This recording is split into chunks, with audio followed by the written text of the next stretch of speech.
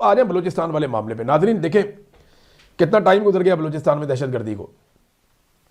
खौफनाक और बदतरीन दहशतगर्दी बलूचिस्तान में हुई है, 24 घंटे गुजर गए। पूरा का पूरा बलूचिस्तान के 12 मेन इजला को यरगमाल बना लिया गया। कई घंटों तक दहशतगर्द वहां पे दंदनाते रहे, आम शहरी उनके बीच में फिर रहे थे। कभी वो अस्पताल की तरफ जाते थे, कभी वो जेल की तरफ जाते थे, कभी वो किसी को अगवा कर लेते थे, कभी वो किसी बंदे को मार देते थे, कभी वो उस बंदे के घर वालों को मार देते थे, कभी वो बैंक लूट लेते थे, धमाका से उड़ा देते थे बैंक को, उनके दरवाज़ों को, उनकी चीज़ों को।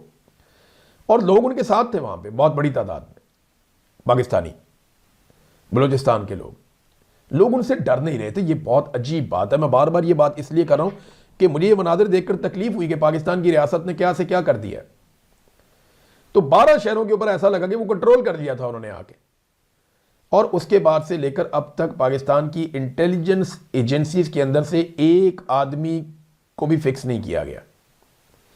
किसी एक शख्स ने भी गैरत और शर्म का मुजाहरा करते हुए इसकी जिम्मेदारी कबूल नहीं की। इतने बड़े फेलियर के ऊपर किसी एक आदमी को भी जिम्मेदार नहीं ठहराया गया। यह अपनी नौयत का एक अजीबोगरीब वाकया है। यानी दुनिया के अंदर दहशतगर्दी का छोटा सा वाकया भी हो जाए तो वहां पे इंटेलिजेंस एजेंसी जिम्मेदारी कबूल करते हुए इस्तीफे देती हैं, और जहां पे नहीं देते वो फिर जेलों में भी जाते हैं या गिरफ्तार भी होते हैं।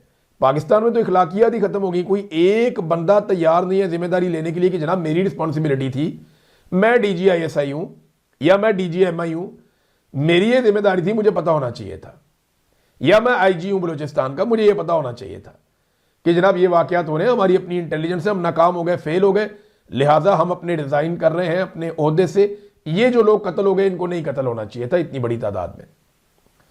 वो बजाय इसके कि वो जो कत्ल हुए उनके ऊपर अफसोस करें, वो बाद में कहते जी हम कामयाब हो गए, हमने दुश्मन को नाकाम बना दिया।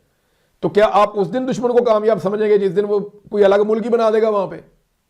क्या उस दिन का आप इंतजार कर रहे हैं? ये नाज़रीन याद रखिएगा कि बांग्लादेश से रोजाना ये खबरें आती थी कि दुश्मन नाकाम, दुश्मन नाकाम, दुश्मन नाकाम, और जिस दिन तक पाकिस्तान नहीं टूट गया उस दिन तक, एक दिन पहले तक भी ये खबर आती थी कि दुश्मन नाकाम, दुश्मन नाकाम, दुश्मन नाकाम, दुश्मन का हमला नाकाम, दुश्मन की साजिश नाकाम।